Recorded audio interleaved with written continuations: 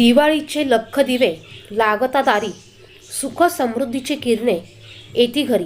दिवाळी पाडव्याच्या सर्वांना खूप खूप हार्दिक शुभेच्छा. नमस्कार. श्री स्वामी समर्थ सर्वांना. आपल्या देशात दिवाळीचा सण मोठ्या थाटामाटात साजरा केला जातो. दिवाळी म्हणजे आनंदाचा, उत्सवाचा, ऊर्जेचा आणि प्रकाशाचा सण होय. या वर्षीची दिवाळी 9 नोव्हेंबरपासून सुरू झाली असून ती 15 नोव्हेंबरला भाऊबीज झाल्यानंतर दिवाळी समाप्त होणार आहे. या वर्षी दिवाळी पाडवा कधी आहे, पाडव्याचा शुभमुहूर्त कधी, त्याविषयी आपण आज जाणून घेणार आहोत. दिवाळी पाडवा कधी आहे? दिवाळी पाडवा म्हणजेच बलिप्रतिपदा. 3.5 मुहूर्तांपैकी एक असलेला हा दिवाळी पाडवा यावर्षी 14 नोव्हेंबरला मंगळवारी साजरा केला जाणार आहे. लक्ष्मीपूजन झाले की दुसऱ्या किंवा तिसऱ्या दिवशी दिवाळी पाडव्याचा सण साजरा केला जातो. 3.5 मुहूर्तापैकी एक असलेला हा दिवस आपल्याकडे अतिशय शुभ मानला जातो.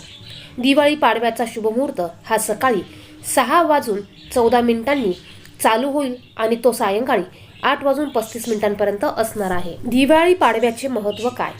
दिवाळी पाडव्याचा दिवस हा 3.5 मुहूर्तापैकी एक असल्यामुळे या दिवसाचे खास महत्त्व आहे. या दिवशी सोने खरेदी आवर्जून केली जाते. त्याचबरोबर नवीन वाहनाची देखील खरेदी केली जाते. पाडव्याला सुवासिनींकडून पतीचे औक्षण केले जाते. औक्षण केल्यानंतर पती पत्नीला भेटवस्तू देतो. व्यापाऱ्यांसाठी नवीन वर्षाचा प्रारंभ देखील पाडव्याच्या दिवसापासून केला जातो. शिवाय या दिवशी व्यापारी त्यांच्या जमा खर्चाच्या वह्या, पेन इत्यादी अनेक वस्तूंची देखील पूजा करतात. बलिप्रतिपदा पूजा. दिवाळी पाडव्याच्या दिवशी बलिप्रतिपदेच्या पूजेला ही खास महत्त्व आहे. बलिप्रतिपदेतील बळीराजाची आजच्या दिवशी खास पूजा केली जाते. हा बळीराजा शेतकऱ्यांचा राजा होता. विष्णूच्या वामन अवताराने या बळीराजाकडून 3 पावले जमीन दान स्वरूपात मागून त्याला मारले होते. परंतु हा बळीराजा उदार होता. तो जनतेची खूप काळजी घ्यायचा. त्यामुळे आजच्या दिवशी त्याची पूजा केली जाते. आजही भावाला ओवाळताना महिला आवर्जून म्हणतात की इडापिडा टळो आणि बळीचे राज्य येवो. दिवाळीत येणारी तिथी कार्तिक शुद्ध प्रतिपदा हा दीपावलीचा 3रा दिवस असतो. हिंदू धर्मियांचा हा एक मोठा सण आहे. या दिवसाला दिवाळी पाडवा असे देखील म्हणतात. या दिवशी विष्णूने वामन बुटचे रूप घेऊन उदार बळीराजाला जमिनीत म्हणजे पाताळात गाडले. दिवाळी पाडव्यापासून कार्तिक महिन्याची सुरुवात होते. आपल्याला कार्तिक महिन्यामध्ये भगवान श्रीहरी विष्णूंची पूजा करायची आहे. दिवाळी पाडव्याच्या दिवशी पतीचे औक्षण केले जाते. बघा, दिवाळी पाडव्याला आपल्या पतीला ओवाळले जाते. जसं आपण गव्हाच्या पिठाचा दिवा बनवतो त्या पद्धतीने आपल्याला गव्हाच्या पिठाचा दिवा बनवायचा आहे आणि बाजूला 2 मुटके देखील बनवायचे आहे. आणि या दिव्यामध्ये आपल्याला तेल घालून आपल्याला आपल्या पतीला औक्षण करायचे आहे. त्यानंतर पतीने देखील आपल्या पत्नीसाठी छोटी का होईना एखादी भेटवस्तू या दिवशी द्यायची असते. बघा, अगदी महागडी वस्तू न देता तुम्ही अगदी छोटीशी भेटवस्तू देखील तुम्ही आपल्या पत्नीला या दिवशी देऊ शकतात. तर या पद्धतीने आपल्याला पतीचे औक्षण करायचे आहे. त्यानंतर पतीच्या आपल्या पाया पडायच्या असतात. यानंतर बघा, या दिवसापासून श्रीहरी विष्णूंची आपल्याला पूजा करायची आहे. तुम्ही दररोज श्रीहरी विष्णूंच्या मूर्तीला किंवा आपल्या घरातील बाळकृष्णाच्या मूर्तीला दररोज न विसरता तुम्हाला तुळशीपत्र अर्पण करायचं आहे. भगवान श्रीहरी विष्णूंच्या ज्याही काही सेवा असतील त्या सेवा तुम्ही दररोज करू शकतात.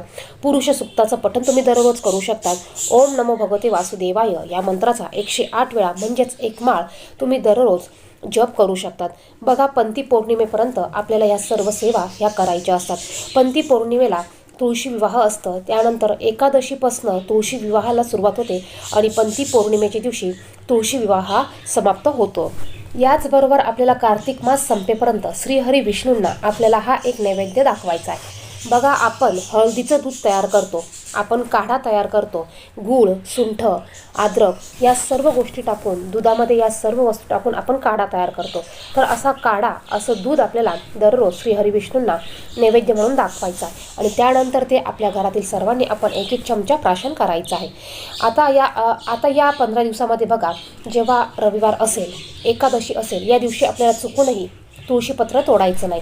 तुम्ही हे तुळशीपत्र रविवारच्या आदल्या दिवशी किंवा एकादशीच्या आदल्या दिवशी सूर्यास्त होण्याच्या अगोदर तोडून ठेवू शकतात. कारण आपण रविवारी आणि एकादशीला तुळशीला स्पर्श करत नाही. तुळशी मातेचं निर्जला व्रत असतं हे आपल्या सर्वांना माहिती आहेच. तर अशा पद्धतीने आपल्याला पाडव्याला आपल्या पतीचं औक्षण करायचं आहे. कार्तिक मासाची सुरुवात झाल्यानंतर आपल्याला भगवान विष्णूंना अशा पद्धतीने एक नैवेद्य अर्पण करायचा आहे आणि त्याचबरोबर आपल्याला शक्य होतील तेवढ्या सेवा या दररोज करायच्या आहे. व्हिडिओत सांगितलेली माहिती आवडली तर व्हिडिओला नक्कीच लाईक करा. चॅनलवर पहिल्यांदा असेल तर चॅनलला सबस्क्राईब करा. धन्यवाद. श्री स्वामी समर्थ.